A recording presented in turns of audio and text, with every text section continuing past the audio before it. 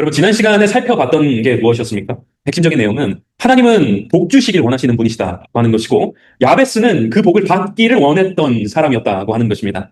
더불어서 우리가 깨닫게 되었던 것은 하나님께서는 우리들에게도, 여러분들에게도 마찬가지로 복 주시길 원하시는 하나님이시라는 것이고, 그 사실 앞에 여러분 각자 다양한 생각들을 하셨을 텐데, 여러분 어떻습니까? 야베스가 복 받기를 원했던 것처럼 여러분도 하나님 약속하신, 주시고자 하신 그 복을 받기를 원하십니까? 여러분, 두 주간의 시간을 지나면서 오늘 이렇게 세 번째 시간을 시작하게 됐는데, 야베스가 품었던 그 열망, 복에 대한 갈망, 이것이 우리에게 있는가를 한번 점검해 봤으면 좋겠다고 하는 것입니다. 여러분, 야베스와 같이 복을 구하는 자들이 되어야 한다고 우리가 이야기를 했습니다. 그래서 여러분, 우리는 먼저 야베스가 어떻게 기도했는지, 그의 기도는 어떤 기도였는지를 같이 함께 살펴봤죠. 이 과정에서 하나님이 주시는 복의 종류는 어떤 것들이 있는지를 지난 시간에 우리가 살펴보게 됐습니다. 또 복에 이르는 실제적인 단계에 대해서도 바로 앞서서 우리가 살펴보게 됐는데, bless라고 하는 이 단어를 가지고서 우리가 복에 이르는 실제적인 단계를 살펴봤는데, 첫 번째가 뭐였습니까? 네, 간구하는 거. 두 번째가 네, 세워보는 거, 열거하는 것이었고, 세 번째가 하나님께서 주시는 복을 즐기는, 네 번째가 그 복을 우리만 소유하는 게 아니라 나누는, 흘려보내는 것. 다섯 번째가 계속해서 그 복을 찾고 구하며 나아가는 것이라고 했습니다. 그럴 때에 실제적으로 우리 안에 그 복이 임하게 되는 것을 경험할 수 있다고 했습니다. 어떤 복이 임한다고 말씀하고 있는 걸까요? 자, 여기서부터 다시 시작하도록 하겠습니다. 이 기도를 통해 당신이 누리게 될 첫 번째 복, 당신은 하나님의 복을 더 많이 얻게 될 것이다 하는 겁니다. 사실 너무 당연한 이야기죠. 찾고 구하는 자가 찾지 않고 구하지 않는 자보다 더 많은 복을 누리게 되는 겁니다. 당연한 원리죠, 그죠? 마찬가지입니다, 여러분. 감사하는 자, 기뻐하는 자, 더 많은 이들에게 나누는 자에게 하나님께서는 더 큰 복을 부어주신다고 하는 것이죠. 사람도 여러분 어떻습니까? 무언가를 이렇게 선물로 줬을 때 감사함을 모르는 사람들에게는 어떻죠? 선뜻 그 다음부터 마음이 기울어지지 않는 것이 사실입니다. 하지만 여러분 어때요? 작은 것이라도 그것을 받아들고 기뻐하고 감사하는 모습을 보이면 어때요? 더 주고 싶은 마음이 들지 않습니까? 또 받은 그것으로 자기 자신만 누리고 소유하고 기뻐하는 것이 아니라 그것 가지고 나누어주고 다른 이들에게 또 그렇게 베풀어주는 그런 삶을 살아가는 모습을 바라볼 때 여러분 어떻습니까? 인간적인 마음에서도 저 이에게 더 주어야겠다, 더 베풀어야겠다, 이러한 마음 들지 않습니까? 저도 이제 저희 둘째를 보면은 그 미니 약과 아시죠? 미니 약과. 오, 진짜 좋아. 그래서 이제 눈물을 또 그치게 하는 옛날 그 곡감 맞나요? 하여튼 뭐 그런 느낌으로 해가지고, 약과를 들이밀면 하여튼 너무너무 좋아하는 친구인데, 꼭 별거 아니잖아요, 사실. 그거 주면 너무 기뻐하는 거예요. 근데 가끔 이게 잘못 짚혀가지고 한 두 개씩, 세 개씩 이렇게 전해주게 될 때가 있어요. 그러면은 자기 혼자만 먹는 거 아니고, 요거는 엄마 거, 요거는 누나 거, 아빠가 막 나눠주는 거예요. 그런 거 보면 여러분 어때요? 더 주고 싶은 거죠. 야, 친구가 욕심 부리는 게 아니라, 물론 욕심 부릴 때가 있습니다. 항상 그런 건 아니지만, 그래도 그렇게 막 나누려고 하는 그런 모습들을 보면은 어때요? 더 주고 싶어. 아빠로서 더 주고 싶은 마음이 드는 거죠. 하나님 마음도 같다는 거예요. 우리들의 삶의 모습들을 바라보면서 혼자 기뻐하고 즐거워하는 것으로 끝나는 것이 아니라, 하나님 복 주셔서 너무 감사합니다. 하나님 이런 큰 은혜를 저에게 주시다니 제가 누리면서 살겠습니다. 로 끝나는 것이 아니라 그 주신 복을 가지고 다른 이들에게 나누어주고 또 그렇게 베푸는 삶을 살아가는 것을 보시면서 하나님, 야, 너에게 주면은 그 복이 정말 흘러가는구나 하는 그런 마음으로 더 많이 쏟아 부어 주시더라고 하는 겁니다. 하나님 마음이 그렇다 하는 것이죠. 찾고 구하고 감사하고 기뻐하고 나누는 자에게 더 많이 주신다고 하는 것입니다. 당신의 마음은 하나님의 복으로 충만하게 될 것이다. 여러분, 이것도 자연스러운 현상입니다. 우리가 앞서서 블레스의 내용들을 살펴봤죠, 그죠? 여러분, 우리가 그렇게 하나님의 복을 추구하며 나아가면은 하나님께서 우리의 마음에 이 복으로 충만하게 채워주실 것이라고 말씀하고 있는 것입니다. 여러분, 복에 대한 경험이 많아지면 많아질수록 어떻습니까? 하나님에 대한 이해도가 더 깊어져 가고 하나님께 더 많이 감사하게 되고 하나님을 더 많이 사랑하게 되지 않겠습니까? 그 복을 경험하면 경험할수록 하나님으로 충만해져 가고 하나님의 복으로 더 충만해져 가는 것을 우리가 경험하게 되는 겁니다. 우리 삶에 감사와 찬양이 더 넘쳐나게 될 것이죠. 그 자체로 복인 거예요. 감사와 찬양이 넘쳐나는 그 삶의 모습 자체로도 복이라는 것. 그러니까 그야말로 하나님의 복으로 충만한 삶을 살아가게 되더라고 하는 것입니다. 이것이 뭐냐? 하나님의 복으로 충만한 삶의 모습이라는 것입니다. 세 번째, 당신의 삶은 다른 사람들에게 복을 나누어주는 복의 통로가 될 것이다. 이거 굉장히 중요한 개념이고 오늘 함께 살펴볼 이제 2과의 내용까지 이어지는 말씀이라고 보시면 되겠습니다. 자, 우리 사도행전 20장 35절 말씀 한번 같이 읽어보도록 하겠습니다. 시작. 범사에 여러분에게 모범을 보여준 바와 같이 수고하여 약한 사람들을 돕고 또 주 예수께서 친히 말씀하신 바 주는 것이 받는 것보다 복이 있다는 것을, 사실 우리는 모두가 다 복의 통로입니다. 예수를 믿고 그분의 사랑과 은혜로 거듭난 우리 모두가 다 그 존재 자체로 복의 통로인 거예요. 그런데 여러분 그 통로가 막혀 있는 이들이 있습니다. 존재 자체는 통로인데 그 통로가 막혀 있는 이들이 있다고 하는 것입니다. 그러니까 하나님의 복을 흘려보내지 못하고 내 안에 가둬놓기만 하면서 살아가는 이들이 있더라고 하는 겁니다. 그런 이들은 나름대로 자기 자신은 충만을 경험하면서 살아간다고 말을 하지만 사실 여러분 고인 물은 어떻게 됩니까? 물이 고이게 되면 썩어버리는 것입니다. 그렇게 여러분 복을 흘려보내지 않으면 복의 통로로 제대로 살아가지도 못하고 그 하나님의 복을 제대로 누리지도 못하게 된다고 하는 사실을 우리가 기억할 필요가 있다는 것입니다. 조금 전에 읽었던 것처럼 사도행전 20장 말씀은 주는 것이 받는 것보다 복이 있다고 분명하게 말씀하고 있습니다. 진정한 복은 복의 통로가 될 때 그 복을 흘려보낼 때 누릴 수 있는 것이라고 말해주고 있는 것이죠. 다른 말로 여러분 복의 통로가 되는 것이 곧 복이라는 것입니다. 자, 결론. 지금까지의 내용을 돌아보면 하나님께서 분명 우리에게 복을 주시기를 원하신다는 사실을 우리가 여지없이 발견할 수 있습니다. 그러나 그저 그것이 끝이 아니라는 사실도 우리가 깨달을 수 있습니다. 앞서 살펴본 것처럼 여러분 하나님께서는 우리에게 복을 쏟아부어 주시고 또 그 복을 흘려보내는 복의 통로로 살아가기를 기대하고 계시다고 하는 사실을 발견할 수 있다는 것이죠. 그러니까 하나님께서 우리에게 복을 주시는 데에는 분명한 이유와 목적이 있다고 하는 것입니다.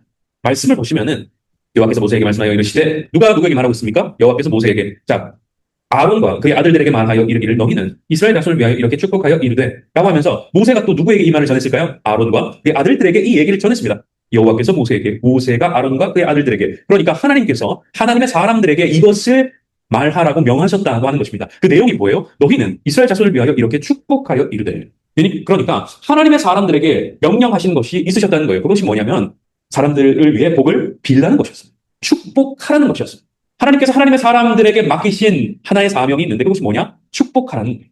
복을 흘려보내는 복을 빌라는 겁니다. 다른 이들을 위해서, 이웃을 위해서, 나라와 민족을 위해서 복을 빌라고 하는 것이었습니다.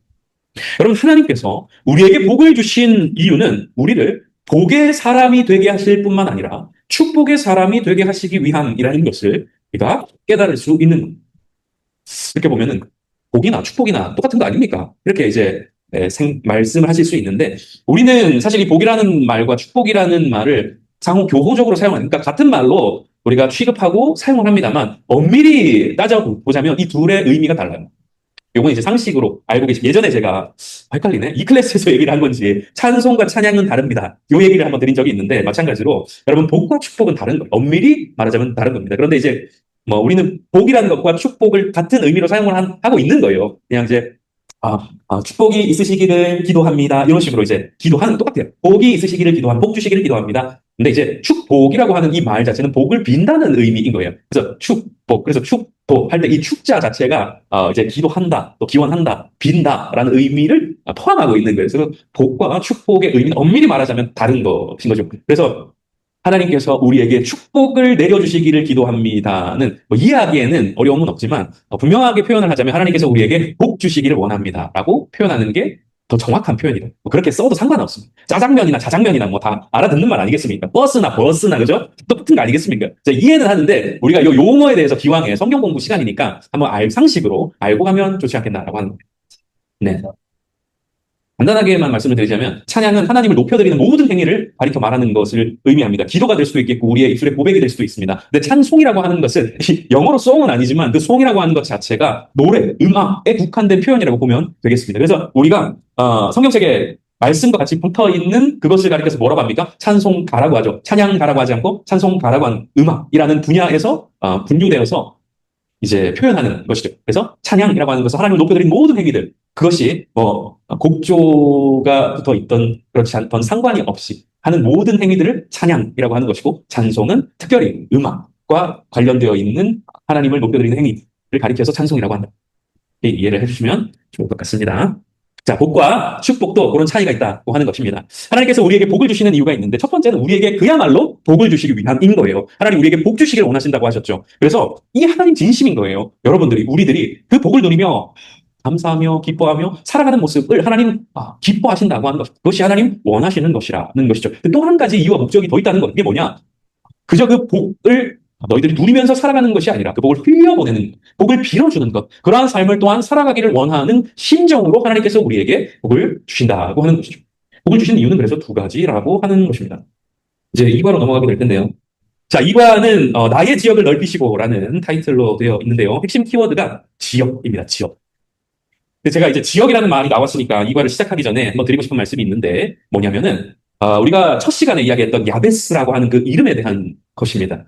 보시면은 제가 요 한 장 준비를 해봤습니다. 자, 우리가 공부하고 있는 야베스는 히브리어로 이렇게 사실 야베츠에 가까워요. 야베츠이고 보시면은 열왕기하 15장에 15대 왕 살룸의 아버지라고 해서 표현이 등장을 하고 있습니다. 그리고 야베스의 아들 살룸이라는 이제 표현이 있는데 그러다 보니까 살룸의 아버지가 야베스다. 우리 이제 우리말 성경을 보면 당연히 그렇게 이해가 되는 거죠. 근데 1차적으로 여러분 뭐라는 거예요? 완전히 다른 표현이에요. 그러니까 우리말로 보면 야베스 똑같은데 원어적 표현을 보면은 야베스와 야베쉬라는 거 완전 다른 의미인 겁니다. 그렇기 때문에 이것은 우리가 이제 우리말로 번역해 오는 과정에서 올 수 있는 오해 중 하나라고 하는 것이고 사실 그렇다 치더라도 이 해석에 대한 부분에 있어서도 우리가 조금 더 이해를 할 필요가 있는데 여기서 말하고 있는 야베스의 아들이라고 하는 그러니까 야베스라고 하는 지역이 있어요. 그러니까 야베스 지명이 땅의 이름인 거예요. 그러니까 대구가 있고 울산이 있고 서울이 있고 이런 것처럼 지명이. 그래서 우리가 그런 식으로 표현하지 않습니까? 대구의 딸 맞습니까? 박가연 진짜 대구의 딸 맞습니다.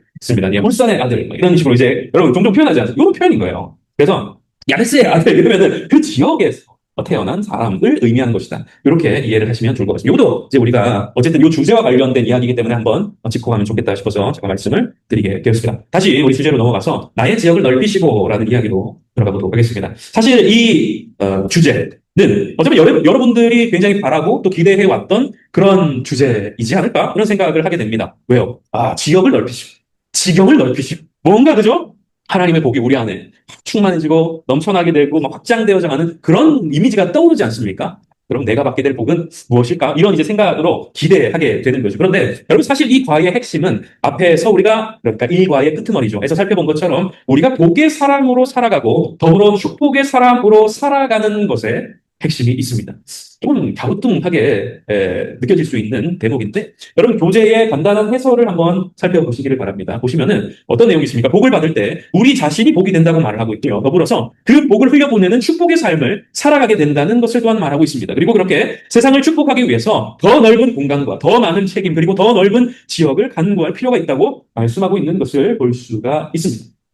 여기 보시면은 두 번째 줄에 우리는 우리 자신이 더욱 넘쳐서 다른 사람들의 삶에 흘러 들어감을 보게 된다. 이런 이야기가 있죠. 여러분 계단 분수 본 적이 있으시죠? 그죠? 위에서 이제 물이 차고 넘쳐서 그 계단마다 물이 계속 차게 되는 거예요. 그리고 넘치게 돼서 흘러가는 거죠. 우리의 삶이 그런 모습과 같다는 것입니다. 하나님 그런 존재로 우리를 불러주셨다고 말씀하고 있는 것이고 나의 지역을 넓히시고라고 하는 야베스의 기도는 바로 그 의미를 담아내고 있는 기도의 내용이라고 하는 것입니다. 우리가 일반적으로 생각할 때는 뭐예요? 우리의 재산을 좀, 부동산을 좀 이렇게 어떻게 좀 해주시면 좋겠고요. 이런 이야기를 보고 있으면 사실 그런 이야기가 아니라고 하는 것입니다.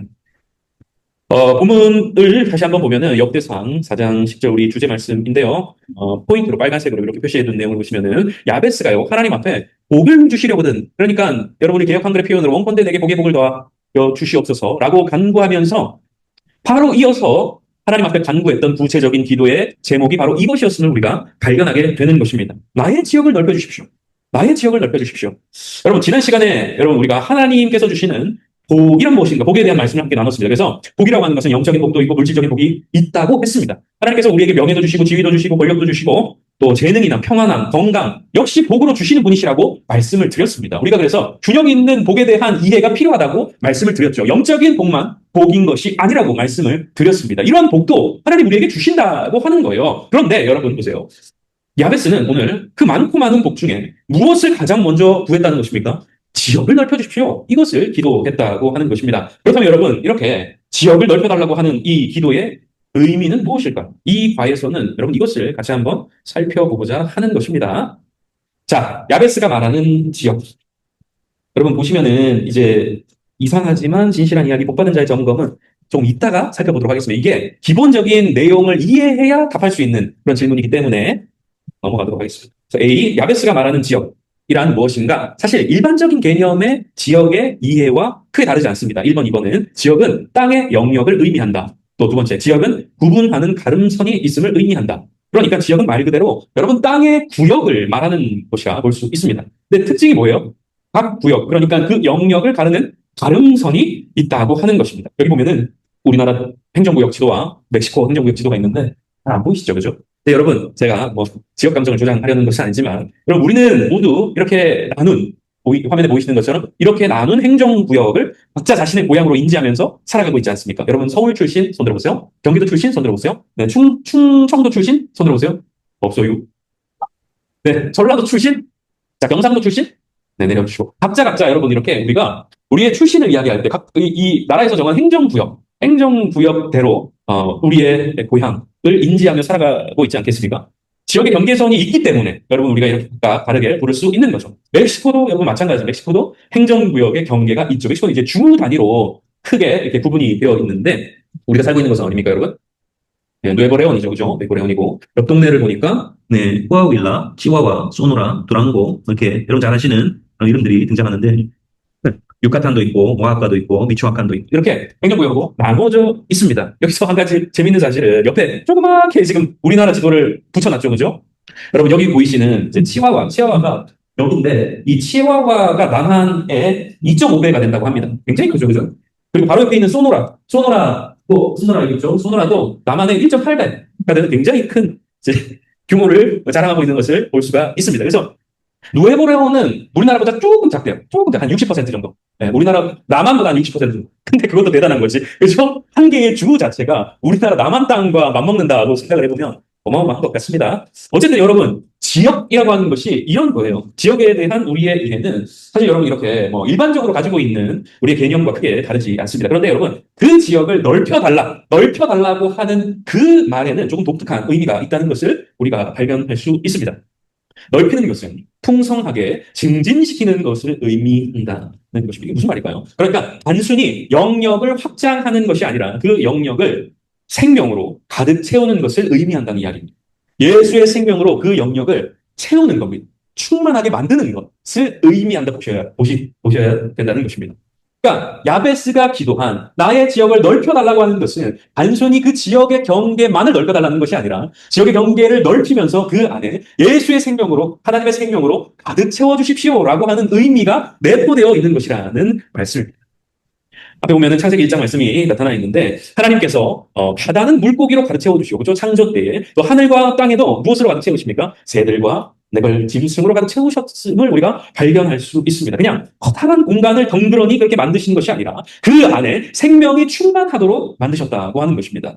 야베스가 바랬던 것도 단순히 자신의 삶의 영역이나 터전 그러니까 부동산이 늘어나게 해달라는 그러한 기도가 아니었다고 하는 것입니다. 그가 기도했던 것은 자신의 지역을, 영역을 넓혀주실 뿐만 아니라 그 안에 생명이 충만케 되는 것이었다는 말씀입니다. 그러니까 여러분 넓히는 것은 한마디로 확장과 충만의 의미를 내포하는 것이라고 보시면 되겠습니다. 확장과 충만이라는 의미가 넓히는 것이라는 표현에 들어있는 의미라는 것입니다. 그런 시각으로 여러분 야베스가 간구한 이 지역이라고 하는 요소를 다시 한번 들여다보면은 그 의미가 여러분 사뭇 다르게 느껴지는 것을 깨달을 수 있습니다. 야베스의 기도에 등장하는 이 지역은 우선 재산이 아니라 사람, 그러니까 영혼의 생명에 관한 것에 초점이 맞춰져 있는 개념이라는 것을 알 수가 있습니다. 둘째는 이 지역을 넓힌다고 하는 것은 이렇게 하나님의 생명으로 이 땅에 추고장하는 것을 살리는 그러한 사역에 초점이 맞춰져 있는 개념이라는 것을 발견할 수 있는 것입니다. 세 번째로 지역을 넓히는 것은 한마디로 예수의 생명을 채우는 일이라면 그 일은 너무나 당연하게도 하나님께서 지도하고 이끄시는 일이라는 것을 우리가 깨달을 수 있다는 것입니다. 이어지는 네 번째도 한번 보십시오. 같은 맥락으로 지역을 넓힌다고 하는 것은 변화시키는 것에 초점이 맞춰져 있음을 알 수 있고 그 일에는 또한 제한이 없다고 하는 것을 깨달을 수 있습니다. 한마디로 여러분 야베스가 기도한 이 지역을 넓혀달라고 한 기도는 자신을 예수의 생명을 전하는 복의 통로로 사용해달라고 하는 기도였음을 우리가 깨달을 수 있다는 것입니다. 예수의 생명을 전하는 복의 통로로 사용해 주십시오. 그것이 복음을 전파하는 것일 수도 있고 다른 이들을 사랑으로 섬기고 일으켜 세워주는 것일 수도 있습니다. 그 모습과 모양이 무엇이든 중요한 것이 무엇입니까? 야베스가 구한 것은 그 지역을 자신의 삶의 영역을 점점 더 넓혀서 계속해서 그 예수의 생명이 전해지기를 소망했다고 하는 것입니다. 이것이 야베스가 기도했던 나의 지역을 넓혀주십시오라고 하는 기도의 참된 의미라고 하는 것입니다. 네, 여러분 이 시점에서 우리가 한번 던져봐야 할 질문이 있습니다. 바로 이 질문이에요. 우리가 바라던 복은 무엇이었는가? 또 가장 큰 복은 무엇이겠는가? 라고 하는 이 질문입니다. 여러분, 야베스가 가장 먼저 구한 복은 다름이 아니라 생명을 충만하게 하는 일이라는 말씀을 우리가 조금 전에 듣게 됐습니다. 여러분, 이 말씀을 듣고는 여러분 어떤 생각이 좀 드셨습니까? 어떤 생각이 드셨어요? 우리가 지금 계속해서 기도와 복, 하나님 우리에게도 복 주시길 원합니다라고 그런 마음을 품고 여기까지 달려왔는데, 야베스가 구한 것이 다름이 아니라 예수의 생명을 흘려보내는 것, 복의 통로로 쓰임받는 것, 하나님의 나라가 확장되는 것, 이것이래요. 이 이야기를 듣고 여러분 어떤 생각이 드시냐는 것입니다. 사실 여러분, 기도와 복에 대한 주제를 대하면서 우리 속에 가져다 놓았던 그러한 솔직한 소원들은 어떤 것이었습니까? 어떻게 하면 우리가 더 성공하고, 어떻게 하면 우리가 더 인정받는 삶을 살 수 있을까? 어떻게 하면 내 자식이, 우리 자녀들이 더 잘 되고, 어떻게 하면 우리 가정이 더 평안하고, 어떻게 하면 우리가 더 유복한 삶을 살아갈 수 있을까? 어쩌면 여러분, 우리는 그런 기대감을 가지고 여기까지 달려오지 않았던 걸까요?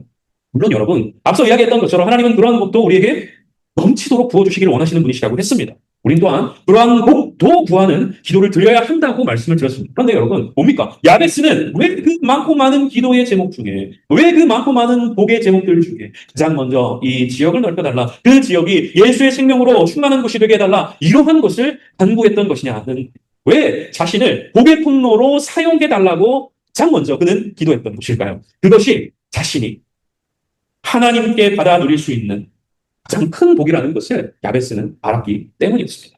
여러분, 여기 보시면은 붓과 바이올린이 있습니다. 근데 여러분, 붓이 사람은 아니지만, 그리고 바이올린이 인격이 있는 건 아니지만, 이렇게 한번 생각해 봅시다. 붓에게 있어서 가장 복된 일은 무엇일까요, 여러분? 그냥 요 상태 그대로, 새 것 그대로, 물 한 방울 묻히지 않고 원형의 모습을 그대로 유지하고 있는 게 이 친구에게 가장 복된 일일까요? 여러분, 어떻게 생각하십니까? 최고 족제비 털로 이렇게 붓모라고 하더라고요. 이거 붓모를 이렇게 구성하고 있다면 그게 가장 붓으로서 복된 일일까요? 행복한 일일까요? 그럼 어떻게 생각하십니까? 그럼 바이올린에게 있어서 가장 복된 일은 무엇일까요? 좋은, 그죠? 하드 케이스에 적절한 습도와 온도 속에서 변형되지 않고 잘 보관되어 있는 것, 그것이 바이올린에게 있어서 가장 복된 일일까요, 여러분? 그럼 어떻게 생각하십니까?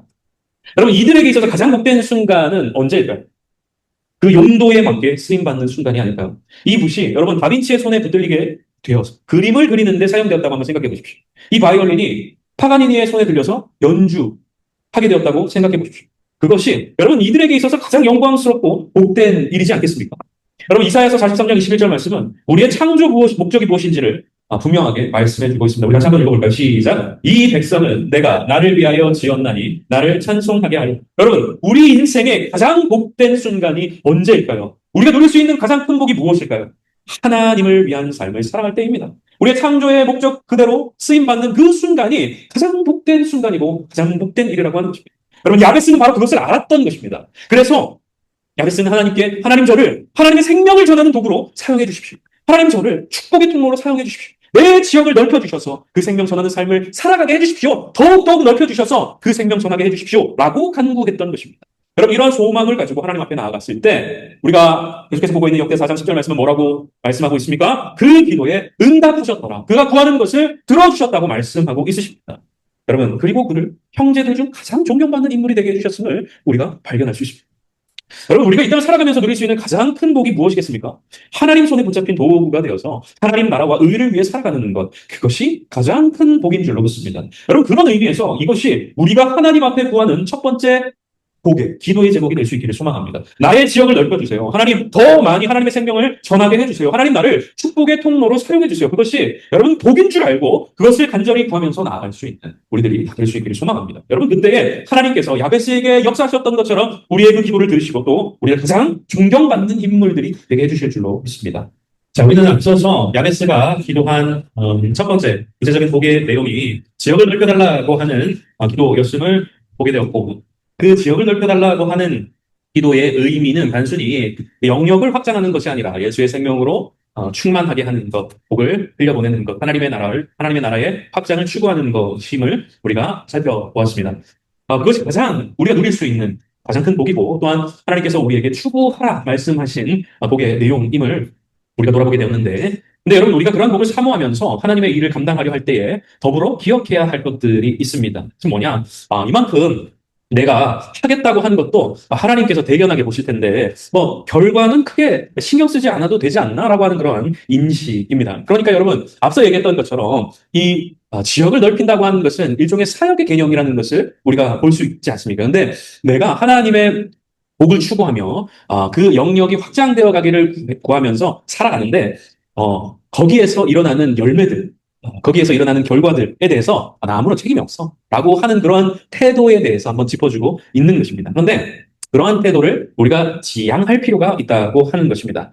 누가복음 19장 말씀을 보면은 이렇게 비유의 말씀이 등장하죠. 하나님께서 이렇게 우리에게 각각 은사와 달란트를 주셨고 그것으로 하나님께서는 열매 맺는 삶을 살아가기를 원하신다는 의미를 이 비유의 말씀을 통해서 우리에게 전해주고 있으신 거죠. 보시면은 여러분 이 비유의 내용 다 아시죠? 그죠? 한 문화, 주인이 한 문화를 주었을 때 종이 10문화를 남긴 종이 있었고 또 5문화를 남긴 종이 있었고 고스란히 그 한 개의 문화를 가지고 온 그런 종도 있었음을 우리가 발견할 수 있습니다. 네, 여러분 하나님께서는 우리의 삶이 10문화와 5문화를 남기는 삶이 되기를 원하신다는 거예요. 여기에는 나타나 있지 않지만 한 문화를 고스란히 들고서 주인에게 찾아온 그에게 뭐라고 이야기합니까? 그 주인이? 악하고 게으른 종아. 악하고 게으른 종아. 이렇게 말씀하는 것을 우리가 볼 수 있습니다. 하나님이 원하시는 건 뭘까? 우리에게 주신 그것으로 많은 열매를 맺는 것이라는 것을 우리가 발견할 수 있는 것이죠.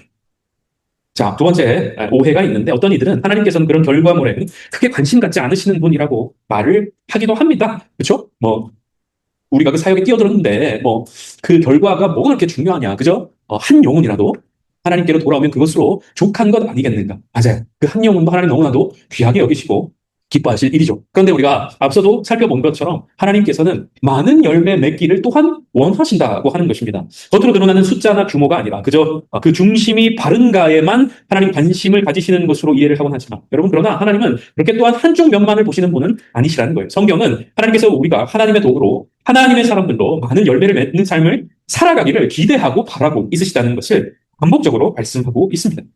요한복음 15장 16절 상반절과 8절의 말씀 화면을 보시면서 여러분 다시 한번 읽어보도록 하겠습니다. 시작. 너희가 나를 택한 것이 아니고 내가 너희를 택하여 세웠느니 이는 너희로부터 열매를 맺게 하고 또 너희 열매가 항상 있게 하여 너희가 열매를 많이 맺으면 내 아버지께서 영광을 받을 것이고 너희는 내 제자가. 왜 굳이 예수님께서는 많은 열매라고 말씀을 하셨던 걸까요? 그저 포도송이 한 알도 귀하다라고 말씀하셔도 되지 않으셨을까요? 그런데 하나님께서는 이와 같이 열매 맺는 것 그리고 그 열매가 많이 맺어지는 것을 기뻐하신다는 것을 말씀해주고 있으시다는 거예요. 여러분 이 말씀들도 보면 어떻습니까? 사도행전 2장 4장에 나오는 이 말씀들도 보면 여러분 어떻습니까? 많은 열매를 맺으라고 말씀하고 계시고 또 많은 열매가 맺어진 현장들을 우리에게 들려주고 보여주고 계시는 것을 우리가 발견할 수 있는 겁니다. 물론 여러분 하나님은 이런 외적인 면만을 강조하시는 분은 아니세요. 외적인 면만 바라보고 본질을 잃어버린 그런 성장주의에 빠지면 안 됩니다. 근데 그런가 하면 여러분 본질을 추구한다고 하면서 그 성장도 포기해서는 안 된다는 거예요. 우리는 본질을 추구하는 교회야. 우리는 본질을 추구하는 공동체야 라고 하면서 그냥 우리 안에서만 똘똘 뭉쳐 있어서는 안 된다는 거예요. 성경을요 우리가 요 한 부분만 떼어놓고 봐서는 안 된다는 거예요. 제가 항상 말씀드리잖아요. 성경을 통시적으로 읽어야 돼요. 성경 전체에서 말하는 바가 무엇인지를 우리가 균형 있게 살펴봐야 한다고 하는 것입니다. 세 번째, 내가 하나님의 뜻을 행하고 있다면 두려움이 없을 것이다. 우리는 하나님의 나라가 확장되고 또 예수의 생명이 전파되는 것이 가장 큰 복임을 알고 내게 그 일을 맡겨달라고 내가 그 일을 감당하겠다고 소원하며 나아갈 수 있어야 된다고 앞서서 우리가 이야기를 했습니다. 그런데 여러분 분명 그것은 복된 일이고 또 하나님께서 우리에게 그것을 맡기신 일이지만 그 일을 감당하는 순간순간에 어떨까요 여러분? 우리는 여러 가지 장애물들, 어려움들, 고난들을 경험하고 또 환난들을 또 갈등을 경험하게 되기도 한다는 것입니다. 두려운 순간을 마주하게 되기도 한다는 것입니다. 예수 믿었다고 해서 예수의 일을 감당한다고 해서 복의 통로로 우리가 쓰임 받는다고 해서 두려움이 없는 것이 아니라는 것입니다. 두려움이 전혀 없는 것이 아니라는 것입니다. 그래서 여러분 우리가 잘 알고 있는 찬송가 171장의 가사도 처음에는 무엇이었습니까? 살아계신 주 단단단단단단 나의 참된 소망 걱정 근심 전혀 없네 이렇게 불렀습니다. 걱정 근심 전혀 없네. 근데 여러분 이거 개역개정 또 새 찬송가로 바뀌면서 가사 바뀐 거 아십니까? 뭘로 바뀌었어요? 두려움이 사라지네 이렇게 바뀌었어요. 두려움이 사라지네 이렇게 바뀌었어요. 그러니까 이게 이 찬송가 번역하는 사람들도 이거 아닌데 이런 생각이 들었던 것 같아. 그래가지고 가사를 바꿨습니다. 여러분 믿는 자들에게도 하나님의 일을 감당하는 이들에게도 두려움이 찾아옵니다. 그런데 중요한 건 뭘까요? 그 두려움의 순간에도 하나님께서 함께 하신다는 거예요. 여러분 말씀을 한번 보십시오. 여호수아 1장 9절 말씀입니다. 네가 어디로 가든지 내 하나님 여호와가 너와 함께 하는 일을 말씀하고 계세요. 히브리서 13장에도 내가 결코 너를 버리지 아니하고 너를 떠나지 아니하리라고 말씀하고 계십니다. 여러분 이렇게 함께 하시는 하나님으로 인해서 우리가 그 고난과 두려움을 이겨내고 더 앞으로 전진해 나아갈 수 있게 된다는 것입니다. 이게 중요한 거예요. 믿기만 하면 부자 되고 믿기만 하면 두려울 게 없어지고 그런 게 아니라 예수를 힘입어서 도약하는 것, 이것이 진정한 기독교 신앙의 모습이라는 것입니다. 무디의 글은 참고로 읽어보시고요. 지역의 성경적 원리입니다. 자, 시간 별로 없지만 점검으로 한번 복받은 자의 점검 우리 아까 넘어갔죠, 그죠? 14페이지. 자, 이상하지만 진실인 이야기. 코이가, 그 코이 아파트가 이 코이인가요? 하여튼, 일본산 잉어 코이에 대한 이야기가 있는데, 핵심은 뭐예요? 그 어항의 크기를 어떻게 설정하느냐에 따라가지고 그 물고기의 크기도 달라지더라고 하는 것입니다. 경계가 차이를 만들어낸다 이 얘기를 하고 있는데, 경계를 넓힐수록 성장하게 된다고 하는 것을 우리가 이해할 수 있습니다. 여러분 지금 14페이지입니다. 복받은 자의 점검을 이제 우리 같이 한번 해봤으면 좋겠습니다. 자, 당신은 안락한 지역에 갇혀있지는 않다. 적절한 답에 동그라미 표를 하십시오. 1번. 같이 합시다. 나는 종종 새로운 도전을 필요로 한다. 그렇지 않으면 불안해한다. 그러니까 여러분들의 성향이 끊임없이 도전하고자 하는 그런 성향입니다. 도전 욕구가 끊임없이 여러분들 삶 가운데에 일어나는 그런 삶을 살아가고 있는가. 여러분들은 안주하지 않는 사람인가를 물어보고 있는 겁니다. 예, 아니요. 여러분 답해 보시고요. 2번. 나는 하나님께서 내 지역을 넓혀주실 때 도망가지 않는다. 이제는 이 넓혀주신다는 의미가 뭔지 이해가 되시죠? 그죠? 그러니까 단순히 하나님께서 우리에게 많은 부동산, 많은 재산을 주시는 이것이 아니라 어떻게 보면 하나님께서 우리에게 많은 책무를 주시는 거예요. 많은 역할을 맡겨주시는 겁니다. 그래서 복음을 필요로 하는 많은 사람들을 만나게 하시고 생명이 필요로 하는 많은 지역으로 가게 하시고 그런 역할들을 맡겨주시는 거예요. 그러니까 하나님께서 계속해서 우리에게 그 많은 책임들을 얹어주시는데 그때 도망가지 않느냐. 묻고 있는 거. 3번. 나는 내 삶에서 하나의 패턴을 내가 신실할 때 하나님께서는 내게 더 넓은 지역을 맡기시죠. 우리가 그 일을 잘 감당하면 감당할수록 하나님께서 더 많은 일들을 나의 삶에 맡기시는 거. 이것은 여러분 어떤 교회의 어떤 직분이나 또 어디 부서에서 섬기는 것만을 의미하는 것이 아닙니다. 여러분 우리가 교사가 아니더라도 어디서 섬기고 봉사하는 것이 아니더라도 그냥 우리의 일상 속에서 하나님께서 우리에게 맡겨주신 교회 밖에서도 마찬가지인데 맡겨주신 그 역할들을 의미하는 것. 그리스도인으로 우리가 예수의 생명을 흘려보내는 통로로 하나님 쓰임받기를 원하시는데 그 역할들을 여러분 얼마나 감당하고 이거를 우리가 감당하면 감당할수록 하나님께서 더 많은 일들을 또한 맡겨주시는 편인가 이것을 묻고 있는 것이 4번. 나는 더 큰 책임을 맡겨주시도록 기도하다. 하나님 저에게 더 많은 일들을 주시십시오. 리더도 제가 하겠고요. 교사도 제가 하겠고요. 주차봉사도 제가 하겠고요. 세가족보도 제가 하겠고요. 찬양대도 제가 하겠고요. 그렇습니까? 근데 저는 제가 조금 전에도 이렇게 웃으면서 얘기를 했는데 많이 한다고 해서 좋은 것만 아니에요. 하나님께서는 각자에게 맡길 만한 대로 맡겨주시는 이따가도 이제 모세의 이야기가 나오지만 맡을 만한 그릇에게 맡겨주시는 그 사역이 욕심이 되어서는 안 되는 욕심이 아니라 하나님 이게 정말 하나님 원하시는 것이라면 저는 얼마든지 나아갈 준비가 되었습니다. 그런 차원에서 우리가 이것을 이해해야지 무작정 하나님 제가 이것도 할게 저것도 할게 막 이러면서 욕심 부리면서 교회에서 사역하라 이 얘기하고 있는 게 아닙니다. 그럼 이것도 잘 이해를 하시기를 바랍니다. 방금 했고요. 채점해 봅시다. 네, 예에 대한 점수죠. 그래서 우리가 4.5점 되신 분들은 울타리를 부수면서 살아가고 있는 사람들이라는 거예요. 그죠? 0점에서 1점은 갇혀있는 분. 그냥 그 자리에서 가만히 이제 있는 거죠. 그 앞서 살펴봤던 경계선이죠. 행정구역 경계선. 그 경계선 안에서 이렇게 살아가고 있는 그 내용이 여러분 각자 정리하셨으리라 생각하고 다시 지역의 성경적 원리로 돌아가서 살펴봅시다. A 보시면은 하나님께서는 당신의 지역을 넓혀주실 것이다. 그러나 당신은 자신의 안전지대를 뚫고 나와야 된다고 말하고 있죠. 조금 전에 여러분 각자 점검하신 내용들을 보셨을 텐데 어떤 분들은 그 안전지대에 그대로 머물러 있는 분들이 있으실 거고 이미 그 안전지대를 뚫고 나와서 계속해서 앞으로 나가는 그런 분들도 있으시리라고 생각을 합니다.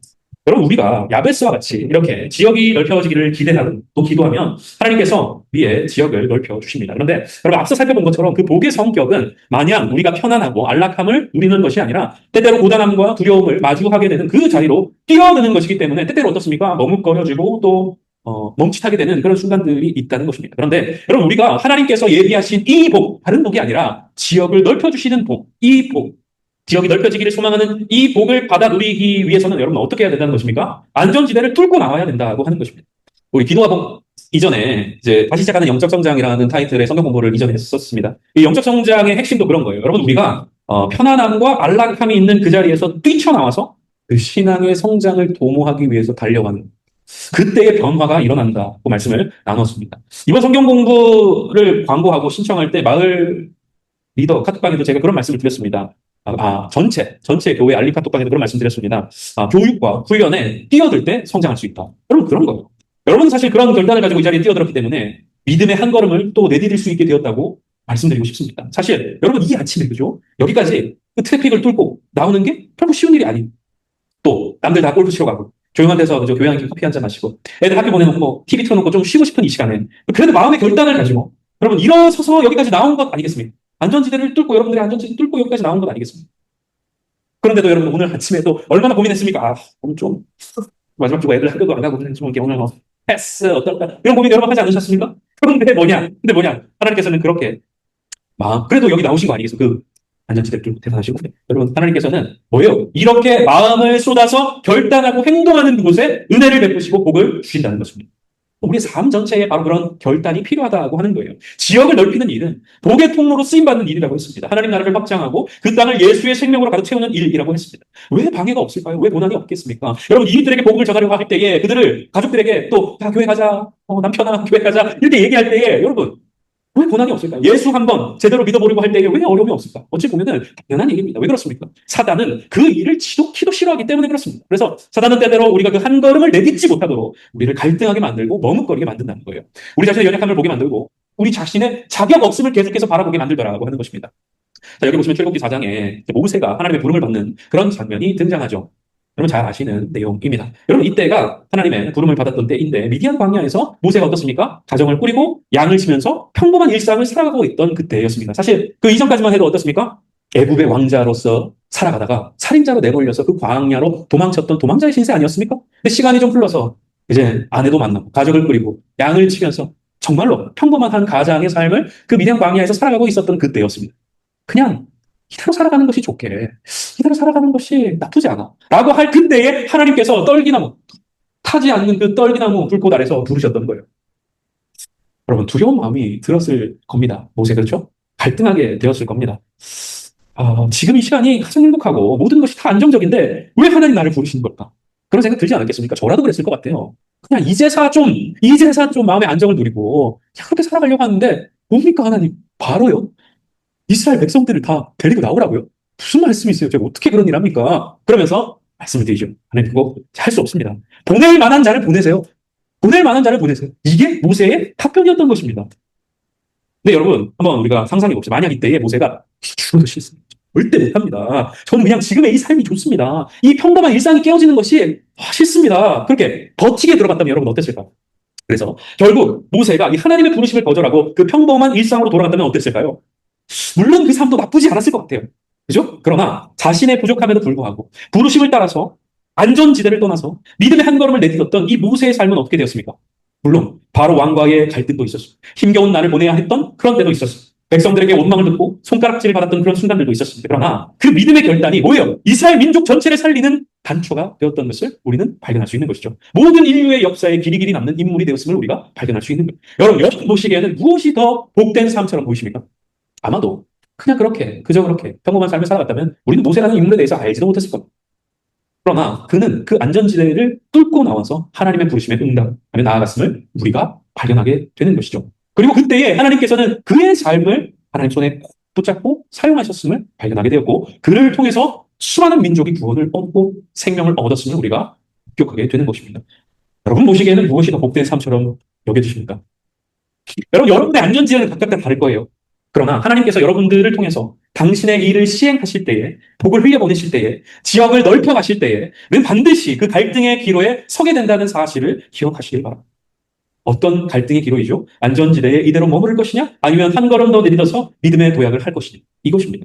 하나님께서는 그 믿음의 결단을 통해서 여러분을 복의 통로로 사용하기를 원하세요. 그리고 여러분들을 통해서 그 일들을 이루어가기를 원하세요. 많은 이들을 살리고 고치고 회복시키는 의의 도구로 사용하시기를 원하시다. 여러분도 이 하나님의 소망과 하나님의 뜻을 마음에 품고 믿음의 한 걸음을 더욱 내디딜 수 있는 모두가 다 되었으면 좋겠습니다. 하나님께서는 당신의 지역을 넓혀주실 것입니다. 그러나 당신은 경계선에 서 있는 적들을 이겨내야 앞서 얘기했던 것처럼 적들의 공격이 있을 것이라는 이야기인 것이죠. 자, 그러나 여러분 우리가 그런 순간에도 어떠한 고백을 가지고 나아가야 하겠습니까? 우리가 우리의 지경을 넓히고 하나님의 나라 확장을 위해서 한 걸음 내딛는 그 순간에 여러 수많은 공격들 적들이 우리를 두렵게 하는 그 순간에 여러분 우리가 어떤 심정을 가지고 나아가야겠습니까? 그럼 여러분 잘 아시는 이 찬양을 우리 지금 같이 한번 고백해 봤으면 좋겠는데요. 이 산지를 내게 주소서. 한 찬양입니다. 함께 찬양해 있습니다. 주님이 주신 땅으로 한 걸음씩 나갈 때에 수많은 적들과 견고한 성이 나를 두렵게 하지만 주님은 신뢰함으로 주님을 의지함으로 주님이 주시는 담대함으로 큰 소리 외치며 나아가네. 이 산지는 내게 주소서. 그날에 주께서 말씀하신 이제 내가 주님의 이름으로 그 땅을 취하. 이 산지를 내게 주소서. 이 산지를 내게 주소서. 그날에 주께서 말씀하신 이제 내가 주님의 이름으로 그 땅을 취하리니. 할렐루야. 그런 심정으로 나아가야 한다는 것입니다. 수많은 적들과 견고한 성이 우리를 넘어뜨리고 무너뜨리려고 하지만 주님을 신뢰하고 주님을 의지함으로 담대하게 안전지대를 뚫고 나아가는 믿음의 결단이 우리에게 필요하다고 하는 것입니다. 계속해서 우리 내용 살펴보도록 하겠습니다. 하나님께서는 당신의 지역을 넓혀 주실 것이다. 그러나 당신은 그것을 점령하기 위해 부욕해 하니까 끊임없이 힘겹고 그것이 어려운 일이라 할지라도 포기하지 말고 한 걸음씩 전진해 나아가야 한다는 것입니다. 그때 우리의 지역이 더 넓혀지고 확장되고 충만해지는 복을 누리게 된다고 하는 것입니다. 결론 부분인데요. 여러분, 지역을 넓혀달라는 이 야베스의 기도는 단순히 재산의 확장 개념이 아니었음을 우리가 깨닫게 되었습니다. 그것은 하나님 나라의 확장이고 예수 생명을 충만하게 하는 믿음의 삶을 말하는 것이라고 했습니다. 성경은 이것이 우리에게 가장 큰 복이라고 말씀하고 있습니다. 야베스는 그것을 알았고 그것을 간절히 구했습니다.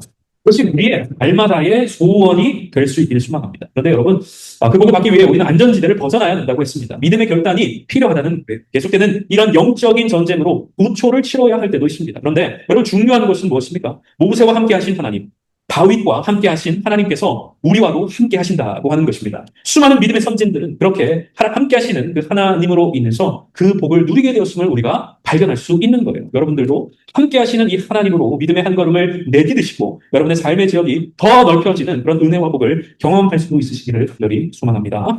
자, 카트비의 지역에 대한 관점 보시면은 마태복음 28장의 말씀이 등장하고 있는데 예수님께서 하늘로 올라가시면서 승천하시면서 남기셨던 유언과 같은 말씀이죠. 그 말씀의 내용이 무엇입니까? 복음이 전파되는 거예요. 모든 민족을 제자로 삼아 아버지와 내가 성령의 이름으로 세례를 베풀라. 이게 뭐예요? 복음을 전파하라, 제자를 삼으라고 하는 말씀이었습니다. 그것을 다른 말로 오늘 우리가 배웠던 말씀의 언어로 다시 한번 표현하자면 예수의 생명이 편만해지는 것, 확장되어 가는 것으로 우리가 이해할 수 있습니다. 지역이 더 넓혀지는 것을 말씀한 것이라고 우리가 이해할 수 있다는 것입니다. 이 말씀, 예수님께서 하늘로 올라가시면서 남기셨던 이 말씀을 대위임령이라고 우리는 표현을 합니다. 그러니까 우리에게 맡기신 일, 우리에게 주신 사명이라는 것인데 모든 민족에게 복음을 전하고 제자로 삼고 그들에게 예수의 생명을 심겨주라는 그러한 명령, 사명을 우리에게 주셨다고 하는 것입니다. 그런데 여러분, 우리가 이 말씀을 통해서 하나님께서 우리 가운데 어떻게 일하시는지를 한번 들여다볼 수 있는데 여러분, 하나님이 일하시는 방식은 이겁니다. 하나님의 은혜에 우리의 노력을 더하는 것입니다. 그러니까 무작정 하나님께서 다 이루시는 것이 아니라 하나님께서 은혜를 베풀어 주시지만 우리를 통해서 그 일들을 읽어가시더라고 하는 겁니다. 그래서 모든 성경의 역사들을 바라보면 어떻습니까? 많은 믿음의 사람들, 하나님의 손에 붙잡힌 믿음의 인물들을 통해서 하나님께서 당신의 일들을 읽어가시는 것을 보게 되지 않습니까? 우리도 마찬가지라는 거예요. 오늘을 살아가는 우리들을 하나님께서 또한 붙잡으시고 우리를 하나님의 의의 도구로 사용하시기를 원하신다고 하는 것입니다. 여러분, 앞서 살펴본 것처럼 여러분, 우리는 하나님의 은혜로 이 사역들이 이루어져 가는 것들을 목도하기도 하지만 우리가 그 하나님 우리에게 주신 그 역할들, 사명들을 감당하기 위해서 안주하지 않고 뛰어드는 용기와 결단이 또 실천이 필요함을 우리가 발견할 수 있는 것입니다. 바로 이 1번 지역에 관한 관점은 어떻게 하나님이 일하시는지에 대한 내용을 담아내고 있는 것을 우리가 볼 수 있는데요. 첫 번째, 하나님께서는 규모를 증가시킴으로써 당신의 지역을 넓히시다. 우리의 지역을 넓히시다. 하나님께서 당신이 같은 일을 더 많이 함으로써 그분을 섬기게 하신다. 그러니까 우리의 삶 속에서 지속적인 도전을 통해서 하나님의 그 나라를 확장시켜 가신다고 하는 것을 우리가 깨달을 수 있다고 하는 것입니다. B. 하나님께서는 범위를 확장시켜 나가심으로 당신의 지역을 넓히시는 것을 또한 우리가 깨달을 수 있습니다. 하나님께서 당신이 새로운 일을 함으로써 그분을 섬기게 하시는 것을 우리가 발견할 수 있습니다. 그러니까 우리가요, 하나님 나라와 의를 위해서 달려가기를 마음 먹고 결단하며 나아갈 때에 때때로 어떻습니까? 우리가 하던 일만 하는 것이 아니라 도전의 상황에 부닥치게 될 때가 있어요. 새로운 일, 또 새로운 도전을 하게 되는 그런 순간에 부닥치게 될 때가 있다고 하는데 그 일을 하게 함으로써 범위를 더 확장시킴으로써 하나님의 나라를 더 확장시키시고 그 복의 영역을 더 넓히시는 것을 우리가 발견할 수 있다고 하는 것입니다. 세 번째, 하나님께서는 당신의 기술을 연마시킴으로써 당신의 지역을 넓히신다. 그러니까 우리의 어떤 일들의 숙련도를 높이셔서 하나님께서 하나님의 일들을 일구어 가시더라고 하는 것입니다. 그럼 잘 따라오고 계시죠, 그죠? 빠르게 가는 것을 이해해 주시길 바랍니다. 어쨌든 여러분 핵심은 뭐냐면은 하나님께서 이렇게 하셔서 그 지역을 넓히신다는 거예요. 하나님께서 일하시더라고 하는 겁니다. D. 하나님께서는 당신의 전략을 개선시킴으로써 당신의 지역을 넓히신다. 하나님께서 당신의 일을 우리에게 맡기실 때에 지혜를 주십니다. 그냥 주먹구구식으로 하게 만들지 않으신다는 거예요. 지혜롭게 그 일을 처리해 나가도록 우리에게 지혜를 주시고 명철을 주시고 그 일을 할 수 있는 자원, 돕는 손길들 또한 붙여주시는 것을 우리가 깨달을 수 있습니다.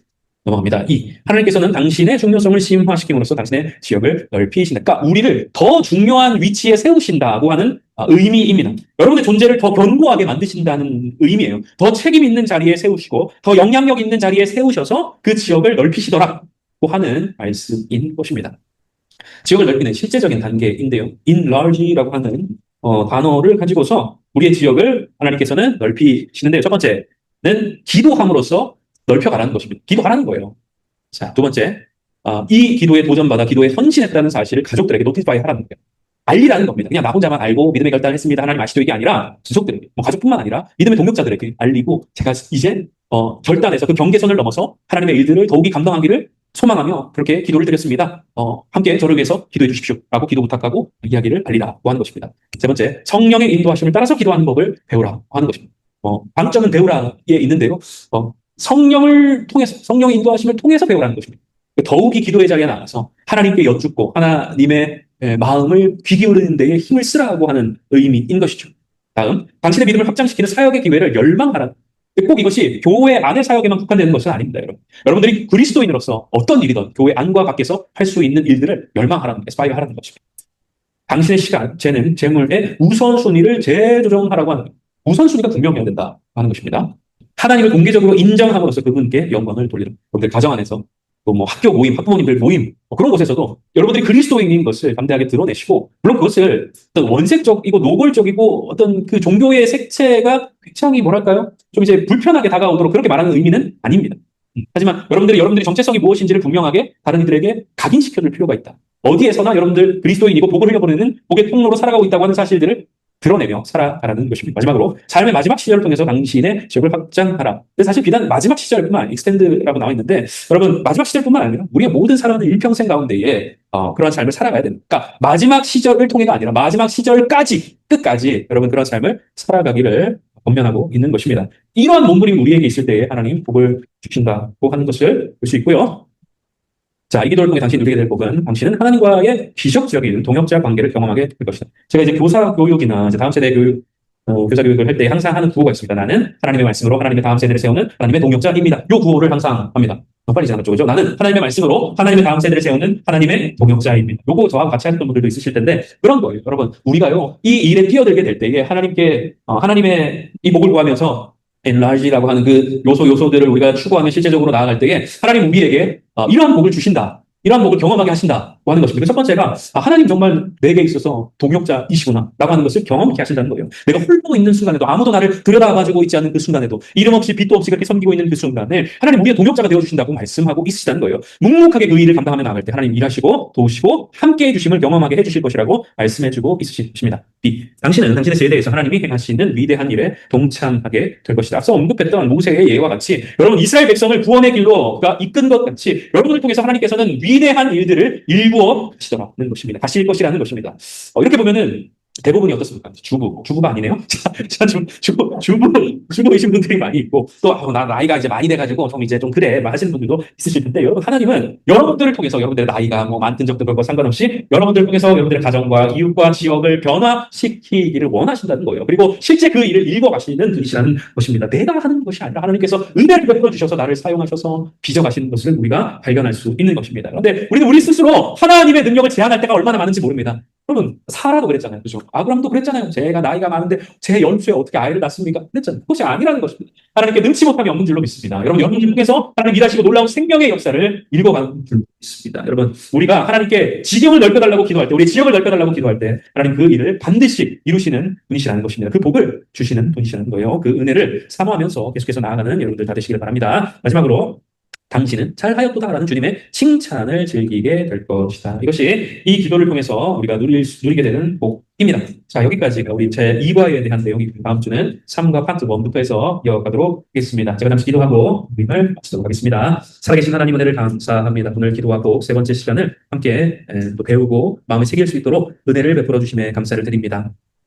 머리의 지식이 가슴의 지식이 되게 하시고 가슴의 지식이 삶의 지식이 되게 해주셔서 그 복의 실체가 무엇인지를 날마다 경험하며 살아가는 모든 자들이 다 되게 하여 주시옵소서. 특별히 지경을 넓혀달라고, 우리의 지역을 넓혀달라고 간구한 이 기도가 우리의 삶 속에, 또 우리의 기도의 제목 속에 가장 앞자리에 위치할 수 있도록 하나님께서 은혜를 더하여 주시옵소서. 그렇게 여러분 복을 흘려보내는 축복의 사람으로 하나님 나라를 확장시키고 예수의 생명, 예수의 복음을 편만하게 전하고 증거하며 새겨줄 수 있는 믿음의 사람들로 살아가는 우리 모든 지체들이 다 될 수 있도록 함께하여 주시옵소서. 감사드리며 존귀하신 주 예수 그리스도의 이름으로 기도드립니다. 하나님께 영광의 박수 올려드립니다. 우리 서로에게 격려의 박수 하도록 하겠습니다. 감사합니다. 수고 많으셨습니다. 다음 주에 만나도록 하겠습니다.